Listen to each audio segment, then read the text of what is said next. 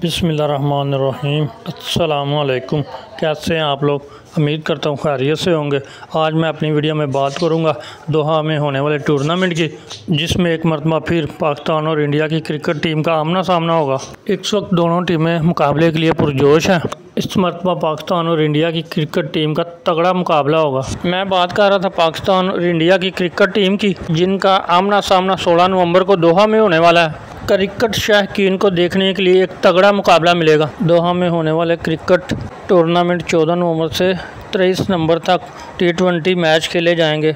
Tournament में मजमूई तौर पर 15 मैच खेले जाएंगे, जिसमें माह अमरात में होने वाले एशिया कप में शरीक 8 टीमें शामिल होंगी, जिन्हें 2 ग्रुपों में तकसीम किया गया है, जिनकी तरतीब कुछ यूँ है। पहले बात करते हैं ग्रुप ए में कि कौन कौन सी टीमें शामिल हैं, जिसमें शामिल है श्रीलंका, बांग्लादेश, हांगकांग, चाइना, अफ़गानिस्तान। और ग्रुप बी में शामिल है इंडिया, पाकिस्तान, अरब अमारात और अमान की टीमें। एक मरतबा फिर पाकिस्तान और भारत को एक ही ग्रुप में अमारात और अमान के साथ रखा गया है। लिहाजा पाकिस्तान और भारत के दरमियान ज़्यादा से ज़्यादा 2 मैचेस ही देखने को मिल सकेंगे। पाकिस्तान और भारत ग्रुप मरहले में 16 नवंबर को आमने सामने होंगे। रिपोर्ट्स के मुताबिक हर ग्रुप की 2 इब्तदाई टीमें सेमीफाइनल में जगह बना पाएंगी और फाइनल मैच 23 नवंबर को होगा। और याद रहे, गुज़िश्ता एडिशन में अफ़गानिस्तान ने फाइनल में श्रीलंका को शिकस्त देकर टाइटल जीत लिया था।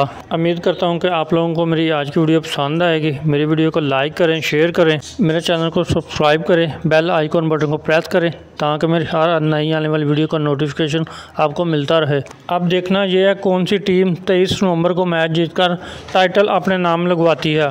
आप लोगों को क्या लगता है कि कौन सी टीम जीतेगी?